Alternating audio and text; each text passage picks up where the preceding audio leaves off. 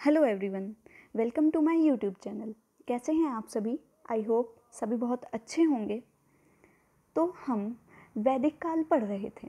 वैदिक काल के इससे पहले मैंने 2 पार्ट्स कंप्लीट कर दिए हैं। ये इसका 3rd पार्ट है जिसमें हमने ऋग्वैदिक काल अपना कंप्लीट कर लिया था। ऋग्वैदिक काल में हमने बहुत सारे जो हमारे अन्य चीज़ें हैं वो हमने कवर कर ली थी, जिसमें मैंने आपको ऋग्वैदिक काल, यजुर्वेद, ऋग्वेद, सामवेद, अथर्ववेद ये सारे मैंने आपको अच्छे से करा दिए थे। आज मैं उसी के आगे का पार्ट उत्तर वैदिक काल लेकर आई हूँ, जिसका जो टाइम पीरियड है वो 1000 से 600 ईसा पूर्व रहा है। ठीक है, तो हम उत्तर वैदिक काल के बारे में पढ़ेंगे। देखिए, हमने इससे पहले जो हमारा पार्ट 2 था उसमें मैंने आपको चारों वेद करा दिए थे, लेकिन उसमें से जो ऋग्वेद है वो मैंने आपको ऋग्वेद के साथ साथ 3 वेद और करा दिए थे। लेकिन जो वो 3 वेद हैं उनकी जो रचना हुई है वो हुई है उत्तर वैदिक काल में। वो मैंने आपको इसलिए एक साथ करा दिए थे ताकि आपको चीज़ें याद रहें। एक दूसरे से जुड़ी हुई चीज़ें अगर आप याद करते हो तो वो आपको ज़्यादा बेहतर याद रहती हैं, तो इसलिए मैंने आपको पहले ही कंप्लीट करा दिया था। तो आज मैं उत्तर वैदिक काल लेकर आई हूँ। ठीक है, हम इसे अच्छे से पढ़ेंगे, ध्यान से देखेंगे। जो भी चीज़ आपको क्लियर नहीं हो रही है आप मुझे कमेंट बॉक्स में कमेंट करके पूछ सकते हैं, मैं आपका आंसर ज़रूर दूंगी। चलिए शुरू करते हैं। उत्तर वैदिक काल किसे कहा जाता है? सबसे पहले तो ये जानना जरूरी है कि भाई इसे हमने वैदिक काल में ही क्यों नहीं रखा, उत्तर वैदिक में क्यों रखा है। तो सबसे पहले तो ये जानना जरूरी है। तो चलिए शुरू करते हैं। ऐसा काल जिसमें तीनों वेदों सामवेद, यजुर्वेद, अथर्ववेद के अतिरिक्त अरण्य, उपनिषद, ब्राह्मण और वेदांग इन सब की रचना हुई है, उसे हम क्या कहते हैं? उसे हम उत्तर वैदिक काल कहते हैं। ये चीज़ आपको क्लियर हो गई। भाई ऋग्वैदिक काल तो हमने पढ़ लिया, ठीक है, नाम से ही पता चल रहा है ऋग्वेद जिसमें अकेला है।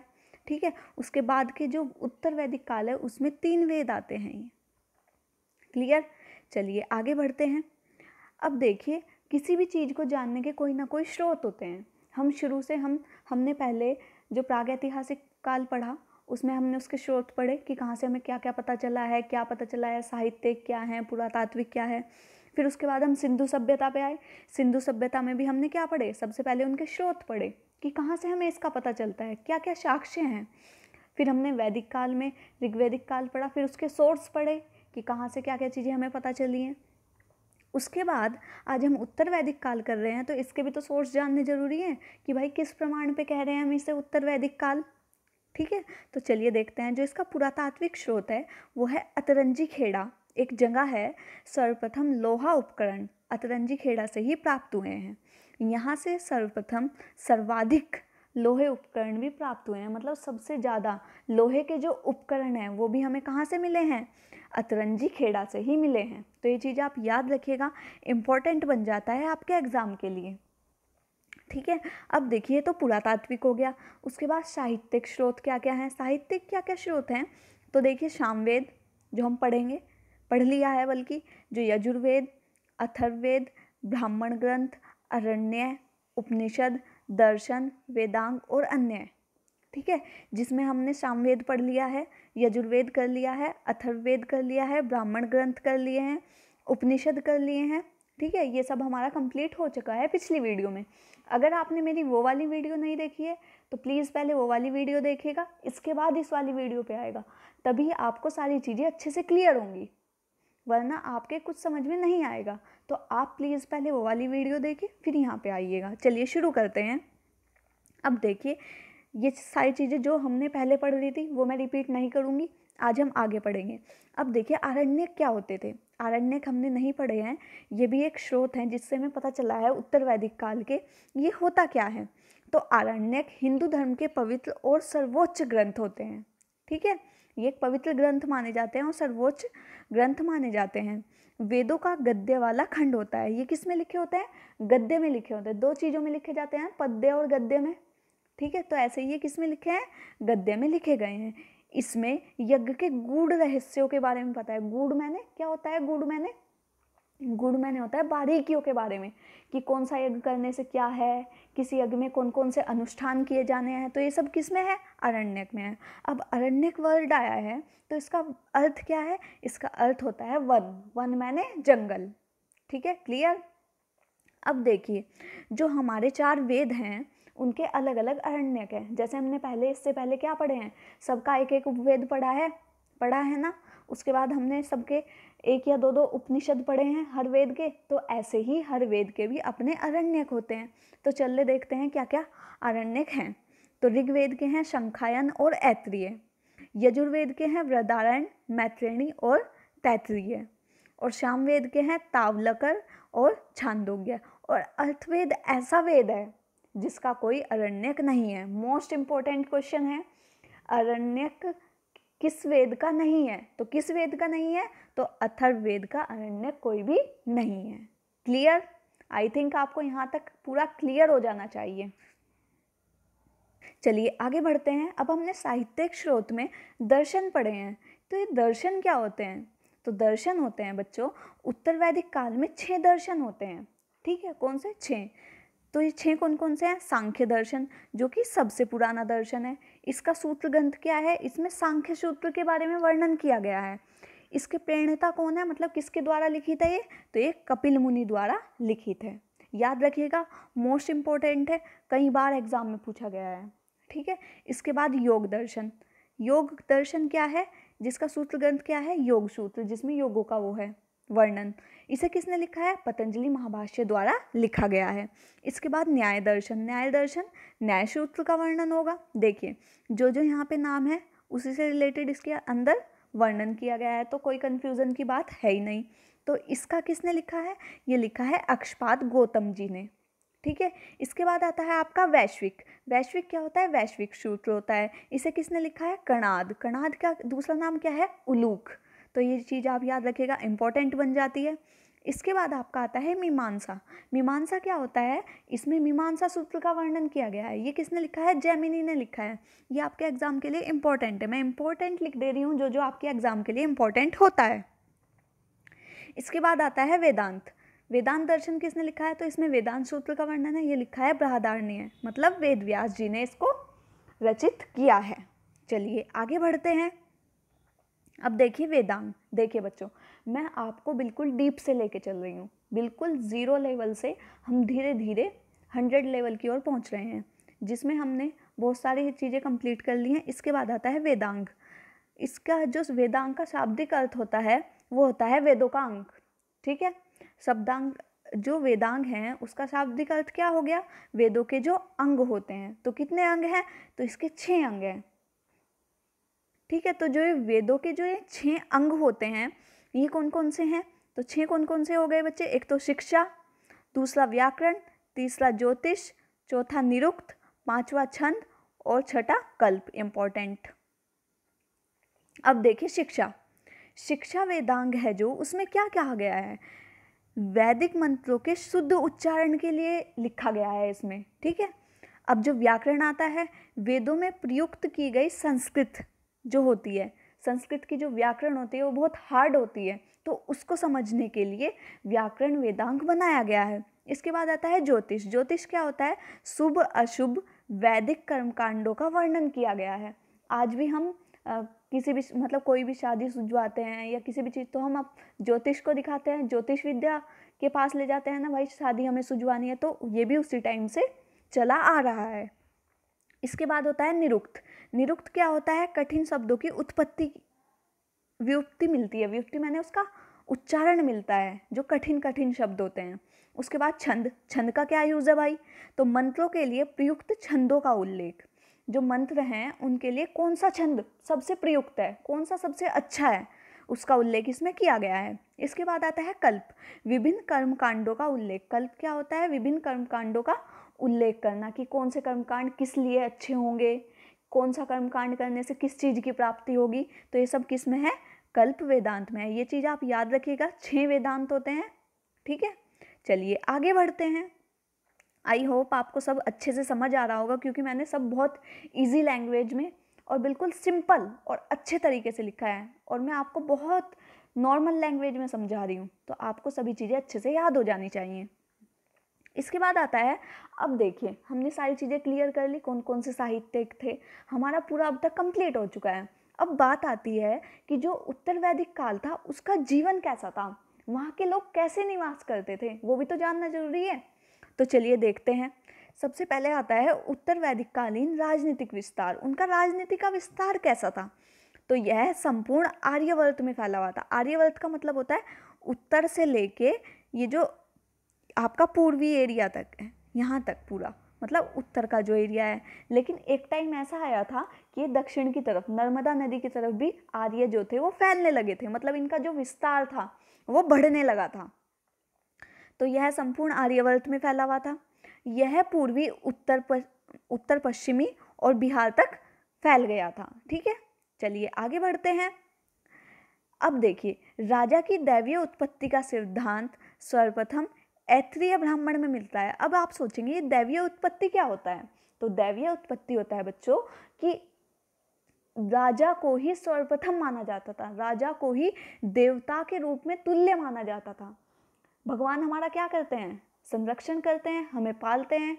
तो उसी टाइम क्या होता था? उस टाइम क्या होता था? राजा ही सबको पालता था, सबका पालन पोषण करता था। तो राजा ही सर्वोच्च व्यक्ति था, तो इसलिए राजा को दैवतुल्य माना गया है, मतलब दैवीय उत्पत्ति माना गया है कि ये देवता का अवतार है, ऐसा माना गया है। तो कहीं भी ये टर्म आए तो आप नहीं भूलिएगा। ठीक है, ये बहुत नॉर्मल चीज़ें होती हैं। इसके बाद आता है राजा का पद। राजा का पद कैसा था? वंशानुगत था। इससे पहले तो हमने कोई वंशानुगत पद नहीं पढ़ा, तो वंशानुगत जो पद प्रारंभ हुआ वो यहीं से हुआ। अब आपने पढ़ तो लिया वंशानुगत, लेकिन वंशानुगत होता क्या है? तो वंशानुगत होता है जैसे मैं राजा हूँ, ठीक है, इसके बाद जो मेरा पुत्र होगा वो राजा बन जाएगा, उसके बाद मेरे पुत्र का जो पुत्र होगा वो राजा बन जाएगा, तो इसे कहते हैं वंशानुगत। ठीक है, अब देखिए राजा के अन्य नाम भी हैं। तो राजा के जो अन्य नाम दिए गए हैं वो कौन कौन से दिए गए हैं बच्चों? एक तो दिया गया है सम्राट, एक दिया है एकराट, एक दिया है अधिराज और आदि। ये 3 नाम तो हैं और अन्य नाम भी व्याप्त हैं। ठीक है, तो चलिए आगे बढ़ते हैं। राष्ट्र शब्द का प्रयोग सर्वप्रथम किस में आया है? उत्तर वैदिक काल में राष्ट्र शब्द का प्रयोग, मतलब उस समय से लेके आज तक हम क्या करते हैं? एक राष्ट्र है, एक राष्ट्र है, ऐसे वर्ड्स का यूज़ करते हैं ना। ठीक है, नेशन कहते हैं जिसको। ठीक है, तो उस समय से ही ये वर्ड चला आ रहा है। देखिए अब आगे बढ़ते हैं। सभा और समिति। सभा और समिति का अस्तित्व क्या हो गया था? कायम हो गया था। सभा और समिति 2 थी, एक तो सभा होती थी, एक समिति होती थी। सभाओं में क्या होता था? किसी भी वार्तालाप के लिए कोई सभा लगानी, ऐसे ही समिति होती थी। लेकिन इम्पोर्टेंट चीज़ यहाँ पे ये है कि जो सभा होती थी वहाँ पे महिलाओं का जो प्रवेश था वो पूरी तरह से निषेध कर दिया था, मतलब महिला इसके अंदर प्रवेश नहीं कर सकती थी। किसके अंदर? सभा के अंदर। क्वेश्चंस आ जाते हैं कि जो महिलाएं थी वो किसके अंदर प्रवेश नहीं कर सकती थी? तो वो सभा के अंदर प्रवेश नहीं कर सकती थी।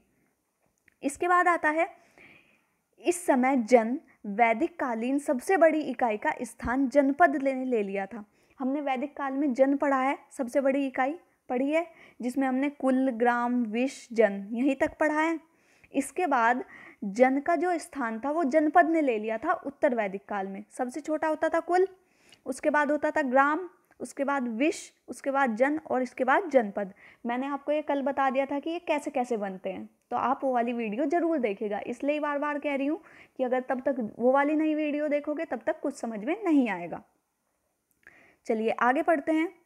अब देखिए उत्तर वैदिक काल का सामाजिक जीवन, कि उनका समाज कैसा था, महिलाओं का स्थान कैसा था, पुरुष कैसे रहते थे, कैसा समाज था। ठीक है, चलिए देखते हैं। वर्ण व्यवस्था पर विद्यमान समाज। वर्ण व्यवस्था मैंने आपको कल भी बताई थी, ब्रह्मा के शरीर से उसकी उत्पत्ति हुई है। ब्राह्मण, क्षत्रिय, वैश्य और शूद्र 4 भागों में हमारा समाज बटा हुआ था। ब्राह्मण सर्वोच्च होता था और वैश्य उससे छोटा, शूद्र जो सबका पालन करता था, और शूद्र क्या होता है? जो सबकी सेवा करता था, और वैश्य सबका पालन करता था। अब देखिए इसमें क्या था, गोत्र और आश्रम व्यवस्था का भी प्रारंभ हो गया था।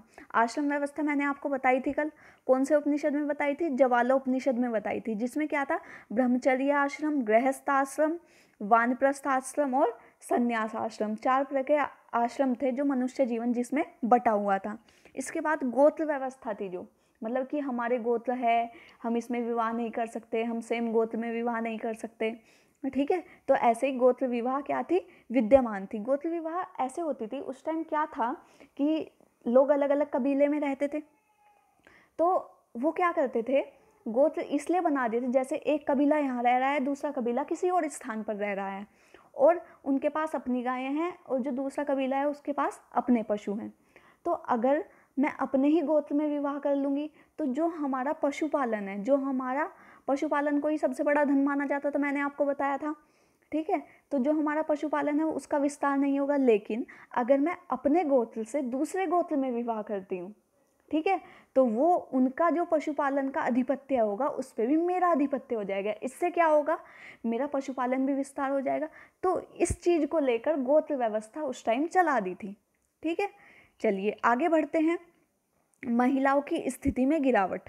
जो महिला थी उनकी स्थिति में निरंतर क्या आती चली गई थी, गिरावट आती चली गई। वैदिक काल में महिलाओं को बहुत अच्छा स्थान प्राप्त था, ठीक है, वो यज्ञ वगैरह में भी भाग लेती थी। लेकिन जो उत्तर वैदिक काल आया उसमें महिलाओं की स्थिति में गिरावट आ गई। लेकिन कुछ विदुषियाँ थी, विदुषियाँ मतलब कुछ विद्वान स्त्रियाँ थी। वो कौन थी, गार्गी और मैथेई। ये नाम आप याद रखिएगा, एग्जाम में पूछ लिए जाते हैं। इसके बाद आता है संयुक्त परिवार की प्रथा थी। मतलब लोग एक साथ कई कई पीढ़ी एक साथ रहते थे। जैसे मेरे दादा हैं, पापा, चाचा, ठीक है, और बहुत सारे लोग एक साथ रहते थे, उसे क्या कहते हैं हम, संयुक्त परिवार। तो संयुक्त परिवार की जो प्रथा थी वो विद्यमान थी। इसके बाद जो समाज था मांसाहारी व शाकाहारी दोनों था। छात्र गुरु के निकट बैठ के क्या करते थे, शिक्षा अर्जित करते थे, जिसे हमने क्या कहा है, उपनिषद। उपनिषद का मैंने आपको कल क्या अर्थ बताया था, उपनिषद का अर्थ था समीप बैठना। चलिए ये इसमें इंपॉर्टेंट है इसके सामाजिक जीवन में। अब देखिए इसका आर्थिक जीवन। आर्थिक जीवन में क्या था, जो उत्तर वैदिक कालीन लोग थे वहाँ का मुख्य व्यवसाय क्या था, कृषि था। हमने कल पढ़ा था सीता को क्या कहा जाता था, हल के द्वारा खींची गई रेखा। ये सब हमने अच्छे से देख लिया था कल। जो प्रमुख फसलें उगाते थे वो गेहूँ, चावल और जौ उगाते थे। पशुपालन की प्रथा भी विद्यमान थी कि पशुओं का भी पालन करते थे वो। इसके बाद गाय की पूजा की जाती थी। गाय की पूजा उस समय से आज के समय तक की जाती है। तो आज भी हम कुछ ना कुछ उन तत्वों पे तो चल ही रहे हैं, ठीक है। तो वहीं से हमारा जो समाज है वो एक विकसित बनने लगा था। इसके बाद आता है लोहे की खोज हो गई थी। लोहे को उत्तर वैदिक काल में लोह अयस्क कहा गया है। इंपॉर्टेंट है, पूछ लिया जाता है, ठीक है।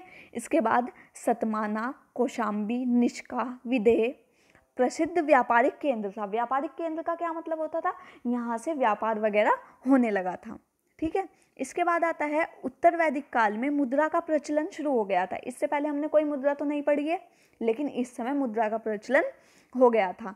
बांट की मूलभूत इकाई क्या हो गई थी, कृष्णल हो गई थी, कृष्णल, ठीक है। ये चीज़ आप याद रखेंगे। इससे पहले हमने सिंधु सभ्यता में बांट की क्या इकाई पढ़ी है, वो आप मुझे कमेंट बॉक्स में कमेंट करके बताएंगे अगर आपको मेरी वीडियो अच्छे से समझ में आ रही है। इसके बाद होता है तौल की इकाई। तौल की इकाई क्या थी, रत्तिया और गुंजा। मतलब वो किसी भी सामान को तौलने के लिए क्या करते थे, रत्तिया और गुंजा का प्रयोग करते थे। जैसे हम आज किसका प्रयोग करते हैं, बाट का प्रयोग करते हैं ना, ये 1 किलो का बाट हो गया, ये आधे किलो का हो गया। तो ऐसे ही उस समय क्या होता था, रत्तिया और गुंजा हुआ करती थी। चलिए आगे बढ़ते हैं।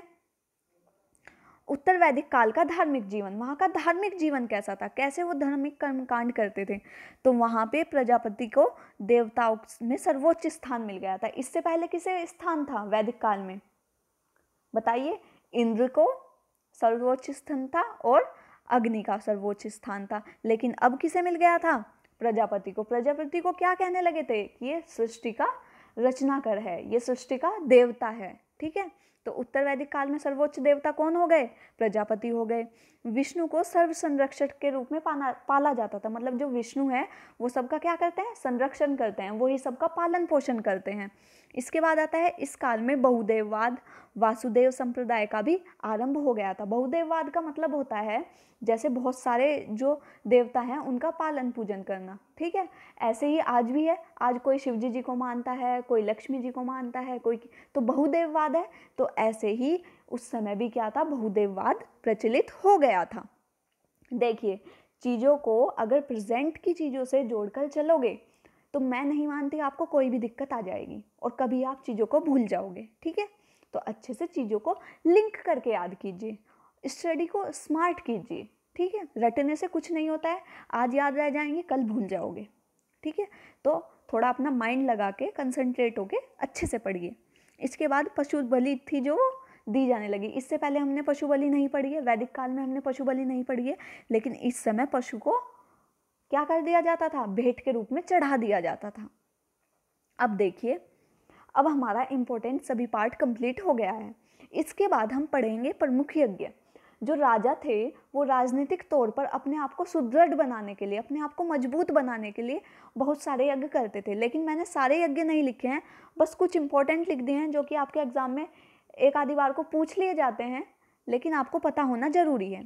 ठीक है, तो सबसे पहले आता है अश्वमेध यज्ञ। ये कब तक चलता था? ये 3 दिन तक चलता था। इसमें क्या होता था, जो राजा था वो अपना घोड़ा किसी भी क्षेत्र में छोड़ देता था, तो वो घोड़ा जहाँ जहाँ जाता था, मतलब हॉर्स जहाँ जहाँ जाता था, वो स्थान उसका हो जाता था। उसे क्या कहा गया है? उसे अश्वमेध यज्ञ कहा गया है। इसके बाद आता है राजसूय यज्ञ।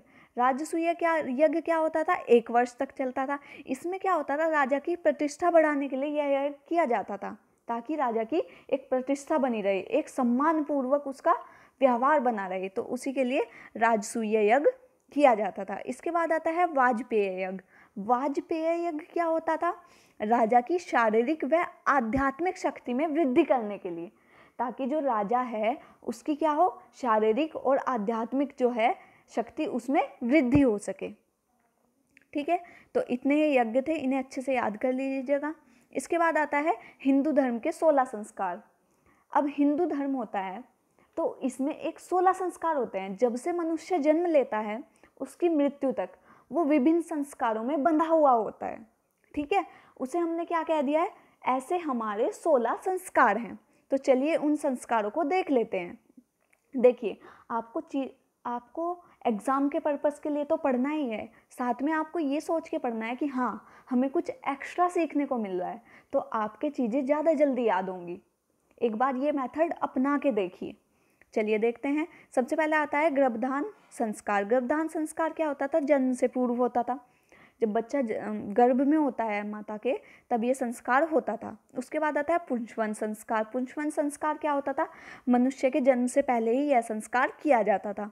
इसके बाद होता है सीमांतोन्नयन संस्कार। सीमांतोन्नयन संस्कार होता था गर्भ की रक्षा के लिए विष्णु की उपासना करना, ताकि जो गर्भ है वो हर तरह के सुरक्षा रह सके, उसकी हर तरह से रक्षा की जाए। क्योंकि हमने अभी क्या पढ़ा है, विष्णु को क्या कहा जाता था?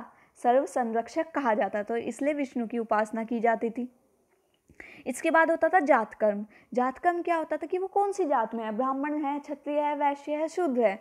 तो जात कर्म के लिए क्या करते थे? जो माता पिता होते थे वो बच्चे को शहद खिलाते थे। आज भी क्या होता है, बच्चा जब पैदा होता है तो उसको एक घुट्टी के रूप में दी जाती है, अगर आपको पता होगा, चीनी का पानी वगैरह पिलाया जाता है। ठीक है, तो ऐसे ही उस टाइम क्या होता था? जात कर्म किया जाता था। आजकल तो ये संस्कार मोस्टली खत्म से ही होते जा रहे हैं, लेकिन कहीं कहीं ये विद्यमान है। इसके बाद होता है नामकरण। जब बच्चा हो गया उसके बाद उसका नाम रखा जाता था, कोई भी अच्छा नाम रखा जाता था। इसके बाद होता है निष्क्रमण। निष्क्रमण माने होता है बाहर जाना। तो 4 सप्ताह बाद सूर्य के दर्शन करना, घर से बाहर निकलकर सूर्य के दर्शन बच्चे को कराए जाते थे। इसके बाद होता है अन्नप्राशन संस्कार। प्रथम बार बच्चे को क्या खिलाया जाता था? अन्न खिलाया जाता था। आज कब खिलाया जाता है? 6 महीने बाद, तो उस टाइम भी ऐसे ही खिलाया जाता होगा। उसके बाद आपका है चूड़ा कर्म संस्कार। मुंडन किया जाता था। आज भी मुंडन करते हैं, तो मतलब बच्चे के जो बाल वगैरह हैं उन्हें मुंडवाया जाता था। इसके बाद होता है कर्णवेद। कर्णवेद मतलब कर्ण मैंने होता है कान, तो कानों को छेदना, कानों में छिद्र करना। इसके बाद होता है विद्यारंभ। घर में ही माता पिता के संरक्षण में विद्या देना। ठीक है, आज भी कहा जाता है जो बच्चे की पहली माता होती है, जो पहली टीचर होती है, वो कौन होती है? उसकी माँ होती है। तो विद्यारंभ होता था उस टाइम भी, तो घर के द्वारा दिए गए संस्कारों पर। उसके बाद आता है उपनयन संस्कार। उपनयन संस्कार क्या होता था? जनेऊ धारण करना। जनेऊ से क्या होता है? जो कि वो हिंदू धर्म का प्रमाण होता था। ठीक है, आज भी कई लोग जनेऊ धारण करते हैं, उसके लिए बहुत सारे धार्मिक अनुष्ठान किए जाते हैं। इसके बाद होता है वेदाध्ययन करना। वेदाध्ययन का मतलब होता है वेदों का अध्ययन, गुरु के समीप बैठकर वेदों का अध्ययन करना, जिसे हमने क्या कह दिया है? उपनिषद भी कहा है, समीप बैठना। इसके बाद होता है केशांत। केशांत का मतलब क्या होता है? जब बच्चा पहली बार, जो मनुष्य होता था वो अपनी दाढ़ी मूंछ कटवाता था। उसके बाद होता है समावर्तन। समावर्तन क्या होता है? शिक्षा पूर्ण होने के उपरांत गुरु को दान देना। ठीक है, उसे क्या कहते हैं? समावर्तन। सभी चीज का वर्तन हो जाना, सभी चीज से निवृत्त हो जाना। उसके बाद होता था विवाह। जब बच्चे को अच्छी शिक्षा वगैरह मिल गई, फिर उसका क्या हो जाता था? विवाह हो जाए, जिसे हमने क्या कहा है? गृहस्थ आश्रम कहा है। इसका समय मैंने आपको क्या बताया था? 25 से 75 वर्ष तक का जो आयु होती थी उसमें क्या होता था, गृहस्थाश्रम शुरू होता था। उसके बाद आता है अंत्येष्टि। जब मनुष्य मर जाता है तो बाद में जब हम उसकी क्या करते हैं, अस्थियां जला देते हैं, कोई पानी में बहाते हैं, ठीक है, तो उसे क्या कहा गया है, अंतिम संस्कार कहा गया है। ठीक है, तो आज की वीडियो में इतना ही। अगर आपको मेरी वीडियो अच्छी लगे तो प्लीज़ ज़्यादा से ज़्यादा लाइक करें, सब्सक्राइब करें और ज़्यादा से ज़्यादा शेयर करें। अगली वीडियो में हम धार्मिक आंदोलन पढ़ेंगे, जो हमारा मैंने आपको पहले दिन सिलेबस दिया था उसके अकॉर्डिंग हम चीज़ों को पढ़ेंगे। कल मिलते हैं नई वीडियो के साथ। आपका दिन शुभ हो। धन्यवाद।